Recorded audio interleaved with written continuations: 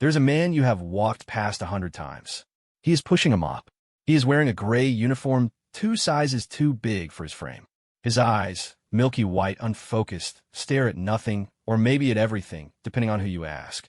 His name badge says Earl. His shoes have a hole near the left toe. He hums something old, something you can't quite name, while he works the hallway floor of a government building that most people only enter once in their lives, usually on the worst day of their lives. Nobody looks at Earl. That is, of course, exactly the point. On the morning this story begins, a building supervisor named Dennis Wharton, a man shaped like a thumb with the personality of a parking ticket, walked up to Earl and told him to step aside. There had been a complaint. Someone important was coming through. Someone who needed the hallway clear. Dennis used the word liability 4 times in one sentence, which is the verbal equivalent of a man swinging a bat he doesn't know how to hold. Earl stopped mopping. He turned his head in Dennis's direction, not at him, because Earl's eyes don't work that way. And he smiled. Not a small smile. Not a polite smile. The kind of smile a man uses when he already knows the punchline and is just waiting for you to get there. All right, Earl said. I'll step aside. He did. And 40 minutes later, 5 black government SUVs pulled into the parking lot. Not the county. Not the city. The kind of vehicles that don't have license plates you can trace, driven by men in suits who don't answer questions, who only ask them. They walked into the building. They walked past Dennis. They stopped at Earl. The man in front, tall, silver-haired, the kind of still that comes from decades of controlled situations, looked at the blind custodian holding a mop in a government hallway, and said 2 words. The ghost. Earl smiled again. Same smile. You're late, he said. And that is when everyone in that building, Dennis included, understood that they had been working beside a man they had never actually seen. A man who had cleaned their floors, eaten in their break room, nodded at their children's photos on their desks, and been invisible the entire time. Not because he was blind, because he had trained himself to be. This is not a story about a custodian. This is a story about what a man buries inside himself to survive. What a country does to the people who served it in the dark. What happens when the buried thing finally has nowhere left to hide. And what it costs every single day to be the kind of person the world needs but refuses to see. Earl's real name is not Earl, but we'll get to that. The Callaway County Administration building smelled like recycled air and old ambition. It was the kind of place where fluorescent lights had been buzzing for so long that the people inside had stopped hearing them, the way you stop hearing your own heartbeat. There were 3 floors, 42 offices, 1 broken elevator that had been under repair since the Obama administration, and a cafeteria that served the same rotating 5 meals on a schedule, so predictable you could set a watch to the meatloaf. Earl Booker had worked there for 11 years. He arrived every morning at 5:45, before the security guard on the east entrance finished his coffee, before the cleaning supply cart stopped squeaking the way it had for the past 8 months despite 3 maintenance requests. He knew which lights flickered in the second-floor corridor. He knew that the 3rd stall in the men's room on the 1st floor had a loose bolt on the hinge that made a specific sound when a specific person, always the same person, used it. He knew things about that building the way a man knows things about a house he has lived in so long the walls feel like skin. He was blind, had been since he was 34 years old. A thing that happened. A thing he did not discuss. His vision was not completely gone. There was some light perception in his left eye, enough to tell day from dark, enough to catch the smear of a passing shape. But for all functional purposes, Earl Booker navigated the world without sight. He had learned to do it the way he had learned to do most things in his life. Methodically, without complaint, and with a precision that unnerved people who didn't understand that precision was just another word for survival. He mopped the floors in long, even passes. He never bumped the walls. He never overturned anything. He could tell when a conference room had been used for a long meeting by the particular smell of burned coffee and dry erase marker and the low-grade anxiety, sweat of people who had sat too long in bad chairs arguing about things that would change nothing. He could tell when someone had been crying in a bathroom stall. He could tell the difference between a door closing normally and a door being pulled shut by someone who didn't want to be heard. He noticed everything. He said almost nothing. The people who worked in the building had sorted themselves, over the years, into 2 camps when it came to Earl Booker. The first camp liked him. They said hello, remembered his name, sometimes left an extra cup of coffee on the break room counter without making a production of it. Margaret from Records was in this camp. So was Jerome, the security supervisor who had worked the building for 15 years, and who had a theory, which he shared with anyone who'd listen. That Earl could see more without his eyes than most people could with theirs. Man's got radar, Jerome liked to say. Military grade. The second camp mostly didn't think about Earl at all. This is the camp that most people are in about most people most of the time. They stepped aside for his cart without looking up from their phones.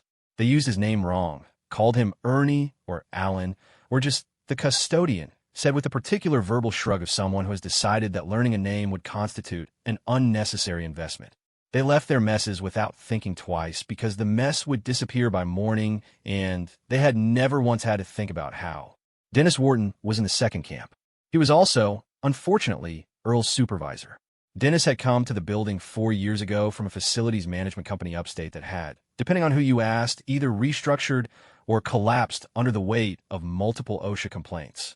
He was not a bad man in the way that some men are bad, with intention, with relish. He was bad in the more common way, which is to say he was incurious and comfortable and had confused the smallness of his authority for the largeness of his importance. He managed the custodial and maintenance staff of the Callaway County Administration building with the energy of a man who had been told to guard a very small hill and had decided, in the absence of anything larger to conquer, that this hill was everything. He had never liked Earl. He couldn't have told you why, exactly, which is often the truest sign that the reason lives somewhere beneath language. Earl did his job perfectly. Never late, never a complaint, never a supply request that wasn't accurate to the bottle. You could not write him up. You could not corner him with a process failure or a documentation gap. Earl Booker was, on every sheet of paper that crossed Dennis Wharton's desk, an exemplary employee. This bothered Dennis in a place he could not name. What bothered him more was the way Earl carried himself. There was a stillness to the man that Dennis read as arrogance, though he would have used a different word if pressed. Earl did not shuffle. He did not hunch. He walked like he was going somewhere specific and expected to arrive, which is a posture that belongs to people who know something, and Dennis had the persistent, low-grade suspicion that Earl knew something. About what? He could not have said. On the Tuesday morning this story turns on, Dennis arrived at work 20 minutes early, which was unusual, and was halfway through his second coffee before his phone rang. The call was short. He listened more than he spoke. When he hung up, his face had done something interesting. It had gone from its usual bland Tuesday expression into something that mixed self-importance with the performance of self-importance, which is what happens when a small man is handed a moment that feels large. He found Earl in the second-floor corridor, running the mop across the linoleum in those long, even passes. The cart was parked neatly against the wall. The hallway smelled like pine cleaner and morning. Earl. Dennis stopped 3 feet away. He always maintained that distance, as if proximity to the man's blindness might be contagious. Dennis. Earl didn't stop mopping. I need you off this corridor. Now, maybe the whole floor. Earl's mop paused. Just for a beat. There's a spill somewhere? No. There's a visit coming. Somebody important. They need the building clear in a certain way. No unnecessary personnel in the main corridors. Earl turned his head in Dennis's direction. That half-turn, the one that pointed his left ear rather than his face, the one that told you his functional hearing, was his primary tool. I'm not unnecessary, he said. I'm on schedule. Earl, I got 3 more rooms on this floor before 7. Earl. Dennis used the voice he used when he needed to feel like he was winning. This isn't a discussion. There are people coming who need clearance zones maintained. You're a liability in an active corridor. The word hung there. Liability. Earl was quiet for a moment. He had learned, in his life, that silence could be a room you walk out of clean, or a room where things got said that couldn't be unsaid. He chose clean. All right, he said. He smiled. The smile that meant nothing or everything, depending on whether you knew to look for it. I'll step aside. He walked his cart to the supply closet at the end of the corridor. He stored everything neatly, the way he always did. He clocked out for an early break that was not a break, sat in the break room with a cup of coffee he did not particularly want, and waited. He already knew what was coming. He had known since the phone in the main office rang, because Earl could tell from 40 feet away, from the pattern of tones, from the length of the pause before Dennis picked up, from the particular quality of the silence that followed, that the call had come from a federal exchange. He knew the difference. He had worked around those exchanges for a long time, in a different life, in a different hallway than this one. He sipped his coffee. 43 minutes later, he heard the SUVs. You had to be listening for them specifically, The building's parking lot was off the north side, separated from the break room by a wall and a row of windows with bad seals that let in more outside noise than the maintenance requests acknowledged. Most people in the break room that morning heard nothing. Glinda from licensing heard something and assumed it was a delivery truck. Marcus from the IT desk was wearing headphones. Earl heard 5 separate engines. Heard the particular hush of expensive suspension systems settling as the vehicle stopped. Heard the near-simultaneous sound of heavy doors opening with that specific soft click that belongs to vehicles that have been modified. Reinforced doors, upgraded hinges, the weight signature of armor panel cars, and heard 6 sets of footsteps cross the parking lot toward the building's north entrance. He counted the footsteps. 6 people, one slightly ahead of the rest. A stride pattern that was measured, not hurried. The stride of someone who never needed to hurry because the world arranged itself in advance of their arrival. Earl set down his coffee. He thought, briefly, about a city whose name he had not said out loud in 11 years. He thought about a man who had once told him, in a concrete room with no windows, that the best operators in the world were the ones nobody ever remembered seeing. He thought about what it had cost to become that, and what it had cost to stop. The door to the break room opened. Jerome, the security supervisor, leaned in.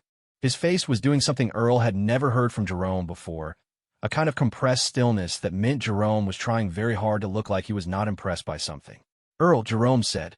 I know. Earl said. They're asking for I know, Jerome. Jerome was quiet for a second.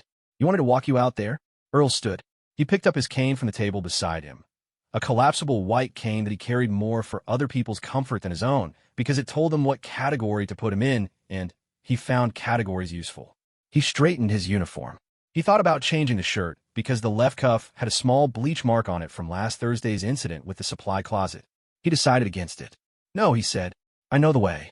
He walked out of the break room and down the main first-floor corridor toward the north entrance lobby, which is a room of fake wood paneling and plastic chairs, and a reception desk staffed by a woman named Carol, who was currently staring with a blank-screen expression of a person whose entire operational framework had just been asked to process something it had no category for. 6 men stood in the lobby. They were in dark suits. They had the particular stillness of people trained to inhabit space without announcing themselves, though the irony was that this training made them more visible to Earl, not less. He could hear their breathing, measured, controlled. He could hear the way they had arranged themselves in the room. 2 near the door, 2 along the wall, 1 beside the reception desk, 1 in the center, slightly forward. The one in the center spoke. The ghost. Earl stopped walking. He had not heard that name said out loud since 2008. Since a debriefing room in a building that did not officially exist in a city he was not officially in, when a man with a silver and black crew cut had sat across a table from him and told him that his service record was being reclassified and his identity package was being retired, and that he should go somewhere quiet and become officially and permanently nobody. He had done exactly that. He had become Earl Booker. He had moved to a county with a name he'd pulled from a map. He had applied for a custodial position at a county administration building, because buildings like that are full of paper trails and filing systems and conversations that people assume nobody is listening to. He had learned the floor plan in 3 days, and the personnel patterns in 2 weeks, and the security rhythms of the building in a month, not because he planned to do anything with that information, but because knowing things was what he did the way other men breathed. He had been here 11 years. And now the center man, silver-haired, still the kind of controlled that comes from 30 years of controlled situations, was standing in the lobby of the Callaway County Administration Building, saying a name that belonged to a file that was supposed to be sealed. Earl turned his left ear toward the voice. He let the smile come. The real one this time, not the one he used for Dennis. You're late, he said. Behind him, he heard Dennis Wharton make a sound. The sound a man makes when the hill he has been guarding turns out to have been standing on top of something enormous the whole time, and he is only now beginning to understand the depth of what is beneath his feet. Earl had been that hill. He had also been the thing beneath it. The silver-haired man stepped forward. His footsteps were even. A man who walks the same way under fire as he does at a reception desk. Earl had known men like this. He had been one. We need to talk, the man said. We do, Earl agreed. Somewhere private. Earl considered.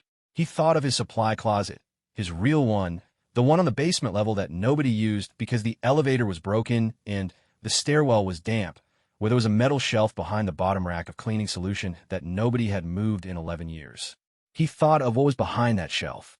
He thought of how long he had hoped nobody would ever need what was behind that shelf. "Follow me," he said. He walked. They followed. Dennis watched them go, and, in the particular silence that followed, had what was perhaps the only genuinely profound thought of his professional life. That he had spent 4 years trying to make a man feel small, and that man had been the most important person in the building the entire time. He set down his coffee. It had gone cold. On the second floor, the cleaning cart sat in the supply closet, mop neatly stored, supplies organized with the precision of a man who was trained to leave no trace. The linoleum in the corridor still gleamed. The fluorescent lights still hummed. The building continued its Tuesday, and in the basement stairwell, a blind custodian led 6 federal agents toward a conversation that 11 years of careful, deliberate invisibility had been building toward. His cane tapped the steps, one by one, even, certain, the stride of a man who had spent his whole second life pretending he did not know where he was going. He had always known exactly where this led. He had just hoped he was wrong. The basement of the Callaway County Administration Building was not a place people went unless they had a specific and unpleasant reason to. The elevator didn't reach it, hadn't for years, which meant the only access was through the stairwell near the loading dock, a narrow concrete passage that smelled like pipe rust and the particular damp that comes from decades of water doing what water does when nobody is watching. The overhead lights down, there were the older kind, incandescent tubes behind wire cages, and roughly a third of them had burned out at some point and had not been replaced because the basement contained only storage rooms, an HVAC unit, and a supply closet that was logged in the building's maintenance system as BSMT-4. Nobody came to BSMT-4. That had been one of Earl's primary requirements when he first took the job 11 years ago. He had walked the building on his 3rd day, alone, after hours, with the same quiet, methodical grid search pattern he had used in places you could not find on a standard map, and had found the basement supply closet and stood in it for about 4 minutes and decided, this is the place. It was far enough from foot traffic that ambient noise was almost zero. The walls were thick enough, concrete, original structure, that a conversation inside the room was not retrievable from outside it, even with directional equipment. The door had a standard push-button lock that he had, in his first week, quietly replaced with a mechanism that looked identical from the outside, but operated differently. Facilities management had a record of a lock change. The work order listed it as a routine upgrade. Nobody had ever questioned it. Behind the bottom rack of commercial cleaning solution, the big industrial jugs, the ones nobody touched because they were the backstock of backstock, and nobody ever ran through supplies fast enough to need them, there was a section of shelving that, if you knew exactly how to grip the third strut from the left and apply pressure at a specific angle, swung outward on a concealed pivot. Behind the shelving was a space roughly 18 inches deep, running the length of the rack. Inside the space, a sealed, waterproof case, matte black, the kind of case that does not have a brand logo because it is made to specification rather than for retail. And inside the case, accessed by a combination that Earl had not entered in 11 years, but had rehearsed in his mind every single morning of those 11 years. The way a pianist runs scales, not because they expect to perform, but because the hands must remember, was the proof of who Earl Booker was not, and who he had been. He did not open the case that morning. Not yet. He brought the 6 federal agents into BSMT-4, closed the door, heard the lock engage, and stood in the center of the room the way a man stands in a room he has prepared for a long time. Not with tension, but with a kind of arrived readiness, the way a bow feels the moment before the string is released. The silver-haired man's name was Gareth Coles. Earl had never met him in person. He had heard the name spoken in context roughly 11 years ago in a reclassification debriefing, and had filed it under the specific mental folder where he kept names that might one day matter. He could not see Coles's face clearly, but he could build it from the voice, the slight Maryland flatness in the vowels, the control in the cadence, the age and the slight deliberate pause before keywords. A man who chose his words the way engineers choose load-bearing materials. "You know why we're here," Coles said. It was not a question. "I know why you think you're here," Earl said. "Tell me the rest." One of the other agents shifted weight. Earl tracked the movement, slight, toward the wall on his right. Nervous, or trained to appear relaxed in a way that required micro-adjustments. He filed it. Coles was quiet for a moment. Then, Volkov. Earl let the name sit. Pyotr Volkov. The name belonged to a man Earl had not thought about in the way one thinks about people, but rather in the way you think about weather systems, not daily, but with the awareness that they exist and that their trajectory eventually touches everything. Volkov was not an agent. He was not an operative in the field sense. He was something more dangerous and harder to neutralize than an operative. He was a man who collected other people's secrets and had figured out how to survive on the income of everyone else's exposure. Earl had encountered Volkov twice. Once in 2003, in a context he was not going to describe in the present company. Once in 2007, in the months before he was reclassified and his name buried, in a chain of events that had ended in Earl losing his vision and Pyotr Volkov losing what Volkov valued most, which was not his safety, not even his freedom, but his complete picture of what he knew. One piece of Volkov's intelligence network had been destroyed, burned in the operational sense. The piece that had included, among other things, a file on an asset the Americans called a ghost. That file was supposed to be gone. He has a copy, Earl said. He has more than a copy, Coles said. He has the original record, 2 derivative files, and a name. Your real name. The one before Earl Booker. Earl breathed. In, out. Even. How? We don't know yet. We know he's shopping it. There are 3 interested parties as of Monday morning. By end of week, that information is going to change hands to someone who will use it to do one of 2 things: expose you or extract you. Extracting a blind custodian in a county administration building seems like a lot of operational overhead for anyone who'd actually read the file, Earl said. Nobody who wants you reads your file and sees a blind custodian. They read the file and see the asset who burned 17 intelligence networks in 4 years, collapsed 2 separate foreign government surveillance apparatuses, and disappeared so completely that we ourselves couldn't find you until 3 weeks ago. How'd you find me? Your mop water. Earl waited. You changed the solution concentration based on floor material type, Coles said. There are 4 different floor types in this building. You use 4 corresponding concentrations that match a specific protocol used only by personnel who went through the Kessler facility before 2005. It's not in any manual. It's institutional. We ran a sweep of public facilities employees in 11 states cross-referenced against Kessler-trained methodology signatures, and you came up in 72 hours. Earl considered this for a moment. He was not embarrassed. He was, if anything, the way a craftsman might feel discovering that his signature was in the grain of every piece of furniture he'd ever made. Not alarmed that it was there, but understanding now that invisibility had always been an ideal he'd approached and never fully achieved. The ghost was never truly invisible. It just stayed still long enough for the eye to decide it wasn't there. What do you want from me? He said. We want you to come in. Temporarily. Help us find the file before it transfers. You know Volkov's methodology. You know how he structures compartments. Our current team has been chasing the derivative copies for 6 months and getting nowhere because they're looking at it like a document recovery problem. It's not a document recovery problem. No, Volkov doesn't store intelligence. He stores people. The file isn't in a server.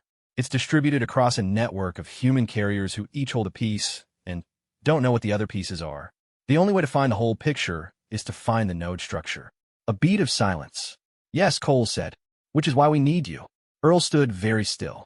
This was the moment he had imagined in different versions for 11 years. Not because he was certain it would come.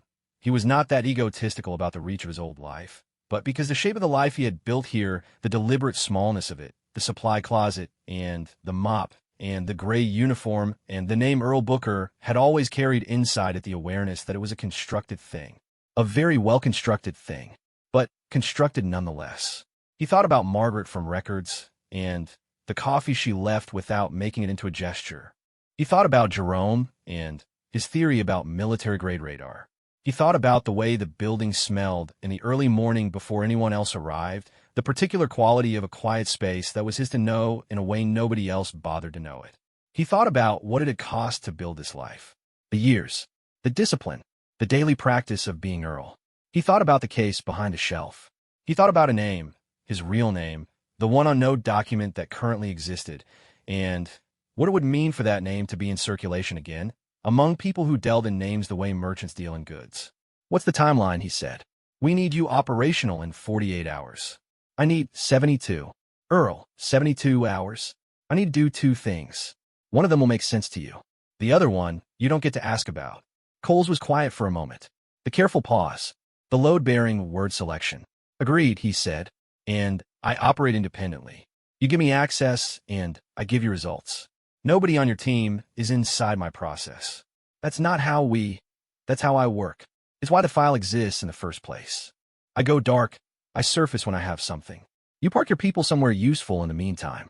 Another pause, longer this time.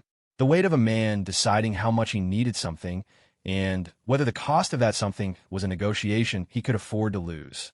Agreed, Coles said. Earl nodded. He turned toward the shelving unit. He gripped the third strut from the left, applied pressure at the specific angle. The shelf swung outward on its pivot, smooth and silent, 11 years of careful maintenance making the motion clean. He reached into the space behind it. His hands found the case. He did not open it. He pulled it out and set it on the floor. I'll need transport, he said, and I'll need someone to feed my cat. One of the agents on the right side of the room made a sound that was almost a laugh and then stopped being a laugh very quickly. You have a cat, Coles said. Her name is Regulation. She eats at 6. If she doesn't eat at 6, she gets loud and damages furniture. He paused. She was named before I retired. This was the closest thing to a joke Earl Booker had made in company since 2008. Nobody laughed, but the room's pressure changed slightly, the way a room's pressure changes when everyone in it simultaneously decides that the situation is not quite what they assumed it was going to be. Good, Earl thought. They needed to understand that before they took him anywhere. The second thing he needed those 72 hours for, the one he'd said Coles didn't get to ask about, was something he had to do alone in the building before he left it. He needed to say goodbye to the floors. Not in the way a sentimental person would, not with emotion or ceremony. In the way a craftsman puts down a tool.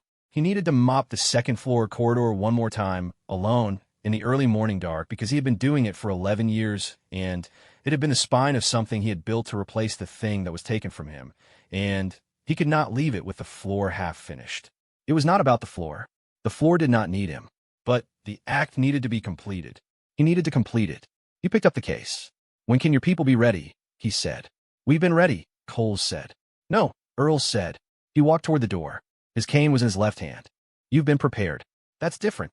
He reached the door, entered the unlock sequence by touch. The door opened. The damp concrete smell of the basement stairwell came in. He stepped out. Behind him, he heard Coles say, very quietly, to whoever was standing nearest, brief the team. He's back. Earl walked up the stairs. His footsteps echoed off the concrete walls, steady and unhurried, the stride of a man who knows exactly which step comes next because he has walked this passage every day for 11 years and knows its geography better than the people who built it. On the first floor, he pushed through the stairwell door and into the corridor. The building was waking up. Morning light was coming through the windows at the end of the hall. The smear of it, the left-eye light perception that told him it was yellow and significant. He could hear the coffee machine in the break room cycling. He could hear Carol at the reception desk, saying something on the phone. He could hear Glinda from licensing opening her office door with the specific rhythm of a person who has opened that door for 15 years and does it now without thought. He heard Dennis Wharton's footsteps coming from the direction of the main office. The footsteps of a man who is not sure whether to keep walking or stop. Earl stopped first. He waited. Dennis stopped in front of him, a distance of 5 feet. The usual 3 had expanded. Earl. Dennis's voice had changed. The performance of authority had gone out of it. What was left was something more honest and more uncomfortable. A man trying to recalibrate, finding he had no algorithm for what he was now recalibrating toward. Dennis, Earl said. Those men. What is building's fine, Earl said. The visit's handled. You can clear the corridors. Are you? Dennis stopped. Started again. Are you coming back? Earl thought about this. He thought about the mop. He thought about the supply closet, and the case now in his left hand, and the name he had not spoken in 11 years, and the city whose name he also had not spoken, and the room with no windows, and the debriefing, and the word they had used for what he had been. He thought about Regulation, who would need to be fed at 6. I'll let you know, he said. He walked toward the exit. The building's front door opened automatically. The motion sensor had always caught him before his cane did, which had been one of the things he'd logged in his first week as a small, reliable mercy. He walked out into the morning. The SUVs were still in the parking lot, idling. He could feel the heat of their engines from 15 feet away. He heard a door open. Footsteps crossed to him. One of the agents, not Coles. A younger stride, slightly too fast, the gait of someone still trying to prove something. "Sir, vehicle's ready." "I know," Earl said. He walked toward it. Behind him, through the glass front doors of the building he had cleaned for 11 years, Dennis Wharton stood and watched him go. The lobby was full of morning sound. The phone ringing, the coffee machine, the particular hum of the fluorescent lights that no one else heard anymore. And somewhere in BSMT-4, a shelf swung back into place on its pivot, smooth and silent, concealing a space that was now empty. The space where Earl Booker had kept the proof of what he was, which was no longer Earl Booker at all. They put him in a safe house in Baltimore. It was a row house on a street that had been nice 20 years ago and was now working its way back toward nice through the slow renovations of people who had bought in before the prices went up. The house smelled like new drywall and old radiator heat and the specific neutrality of space that had been cleaned by people who cleaned things for operational rather than domestic reasons. Too clean in the places that mattered and not clean enough in the corners that didn't. Earl knew the smell. He had lived in 12 houses like this across his career. He could read the smell the way other people read a dossier. He explored the house for 40 minutes before anyone tried to brief him. He moved through it the same way he moved through the Callaway building on his first day. Methodical, systematic, the internal grid mapping that had become so native to him, he no longer experienced it as an action, only as the result, which was always the same, a precise three-dimensional model of the space, every exit, every obstacle, every acoustic edge. He found the 3 cameras. He found the 2 he was supposed to find, and the one he wasn't. He found the panic button behind the kitchen cabinet, the second one in the upstairs bathroom, and the transmitter embedded in the frame of the front door that he was not supposed to know was there. He left all of them alone. When the briefing team arrived, a woman named Soraya, who ran the intelligence analysis desk, and a man named Tillman, who was apparently the current senior field coordinator, and who had the particular energy of someone who had been very good at this job a long time ago, and was now very good at managing people who were good at it. Earl was sitting at the kitchen table, drinking the coffee he had made from the supplies someone had left with the precise specificity of a person who had been told what he drank and had taken notes. The coffee was correct. Earl approved. "We want to walk you through the current picture," Soraya said. She said something on the table. He heard the soft slap of printed pages, the kind of briefing packet that only existed in physical form when someone wanted to be sure it wasn't on a network. Volkov's known associates as of 3 weeks ago. Movement patterns over the past 6 months. 3 possible handoff nodes we've identified. Earl waited. "Do you want me to?" "The photographs, describe them," Earl said. Not sharply, in the way of a man who had long since made peace with the practical modifications his life required, and had made them so thoroughly that the modifications were no longer modifications, but simply the way things were. Soraya described them. She was good at it, precise, detail-forward, no editorializing. She described posture and setting and the contextual details of each photograph the way a good field analyst would, which meant she had been doing this work long enough to understand that sometimes the most important thing in a photograph is what's in the background and not the subject at all. Earl listened. He built the images in the architecture of his other senses. Volkov was in Vienna, had been for 4 months, was operating out of what presented as a private investment consulting firm, and probably functioned as an intelligence clearinghouse, which was Volkov's preferred structure, legitimate surface business, illegitimate substrate, the same way an iceberg presents as a floating rock, and is actually a geological event. The 3 handoff nodes Soraya identified were wrong. Not wrong in the sense that they didn't exist. Wrong in the sense that they were the nodes Volkov wanted to be identified. Earl had encountered Volkov's structure twice and had studied it in between. Volkov was not a man who built systems to hide his activity. He was a man who built decoy systems and hid his real activity inside what looked like the decoy's blind spots. You thought you were watching the thing he wanted you to watch and missing the real thing. And then you thought you'd found the real thing, and it turned out to be a second layer of decoy. The man worked in depth, 2 false layers minimum, before you hit structure that was actually load-bearing. "The nodes are artifacts," Earl said. Soraya stopped mid-sentence. "He let you find those. He probably has a timeline on when you'd surface them. If it's 6 months to find the first layer, that tells him something about your team's capability. He's been calibrating." Tillman leaned forward. "You're saying we've been surveilled through our own surveillance operation?" "Yes."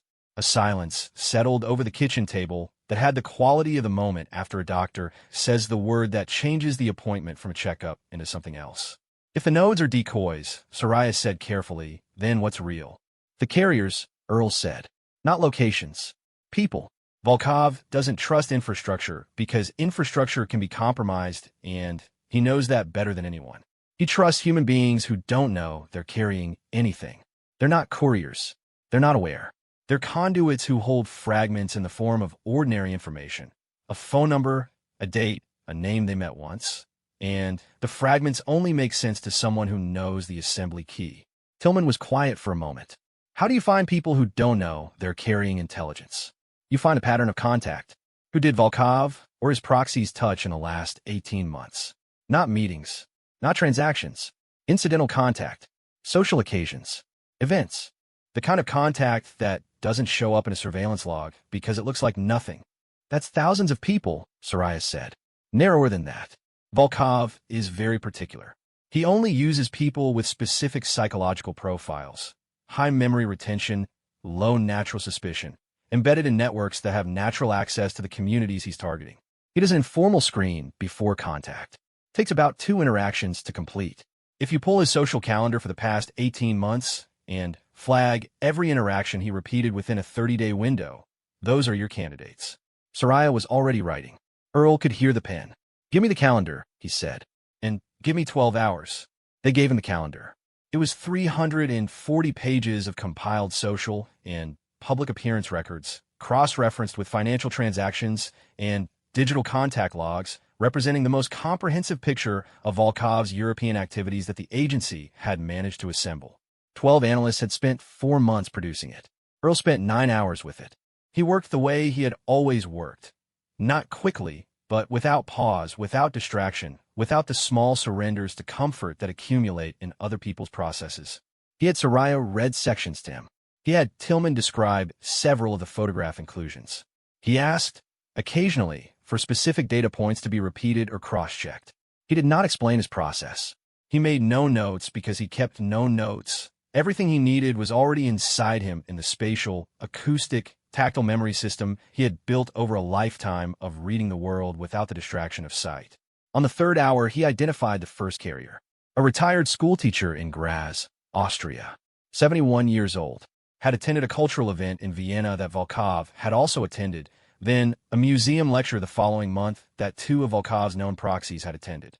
No intelligence background, no connection to any relevant network. A woman who had spent 40 years teaching literature to teenagers and who, Earl suspected, had mentioned something at that museum lecture, a name, a date, a reference to something she'd read or heard, that Volkov had extracted, divided, and distributed through his carrier network without her ever knowing it happened. The schoolteacher was not in danger. She was not a target. She was a library that had been read without permission, the way Volkov read everything, without asking, without acknowledgement, without leaving a visible mark. By the 9th hour, Earl had identified 7 carriers. He told Tillman that 5 of the 7 could be approached through normal diplomatic channels without alerting Volkov's monitoring network. 2 could not. They were in environments where any official contact would be detectable. Those 2 would require a different approach. What kind of approach? Tillman said. The kind I do alone, Earl said. Tillman looked at Soraya. A look that Earl could reconstruct from the small acoustic signatures of 2 people communicating with their faces. The slight shift of Tillman's chair as he turned, the pause before either of them spoke. Cole's approved independent operation, Earl said. If you want to relitigate that, call him. No one called him. On the 2nd day, Earl asked to be taken somewhere. Not the safe house. Somewhere with open air and ambient noise and no cameras. There was a park 2 blocks away. They sent 1 agent with him, a young woman named Kai who had the professional discipline not to try to guide him and the human instinct to walk slightly closer than necessary. And Earl found this combination close enough to correct that he didn't say anything about it. He sat on a bench. He listened to the park. He was thinking about Pyotr Volkov, but not about the file. He was thinking about a city, the same city he had not named in 11 years, and a night in that city in 2007, and the specific sequence of events that had led to the loss of his vision, and the emergence of the name The Ghost, and the eventual retirement that had become Earl Booker, and the supply closet in the basement, and 11 years of linoleum floors. He was thinking about whether Volkov knew any of this. Not the facts. The facts were in the file. But the understanding of it, the human comprehension of what it had cost. Whether the man who was selling that file understood that he was not selling a document. He was selling the architecture of a person's survival. The thing a man had built in the wreckage of what had been done to him. The 11 years of mornings with the mop, and the supply closet, and the coffee, and the cat. He was thinking that if the file transferred, it was not his cover that was blown. It was the life. Earl Booker as a legal identity could be managed. New documentation. New location. These things were logistical. The agency had people who did them the way plumbers do pipe work, efficiently, without ceremony, on to the next job. What you could not recreate was 11 years. What you could not recreate was knowing which light in the second-floor corridor flickered, and at what interval, and how the sound of it changed in humid weather versus dry. What you could not recreate was Margaret's coffee, and Jerome's theory, and the way the building smelled at 5:45 in the morning before the day had put its claim on it. Those were gone regardless of the outcome. He understood that now. He had understood at the moment the silver-haired man said the ghost in the lobby. The lobby itself was already the past. He sat on the bench and breathed in the park and let himself understand this completely and then set it down. You could not carry what was already gone. He had learned this before. He was learning it again. He stood up. Kai moved slightly, the almost offer of steadying that she held back. "I'm ready to work," Earl said. They walked back to the safe house. On the evening of the second day, the analysis team confirmed his carrier identifications using their own methodology. It took them 16 hours to validate what he had found in 9, which he noted without commentary. 3 of the 5 approachable carriers had already been contacted through the diplomatic channels he'd recommended. 2 had been cooperative. 1 had required a more involved conversation. But all 3 had provided fragments that, assembled with what the team already had, began to resolve into something like shape. Volkov's assembly key was not a code. It was not a cipher. It was a person. There was a 6th carrier. One Earl had not identified from the calendar because this person had not appeared in any event Volkov attended. They existed in the network differently, not as someone Volkov had touched, but as someone who had been inserted into the chain by a proxy 2 steps removed, a way of creating distance between Volkov and the critical node in case the outer layers were compromised. Earl knew this was the architecture because it was the architecture he himself had once used. He had built his own networks this way. Years ago, in the life before, he was, in a very specific sense, chasing a structure that was partly his own. He told Soraya this on the 3rd morning, over the coffee that was still correct. She was quiet for a long moment after he finished.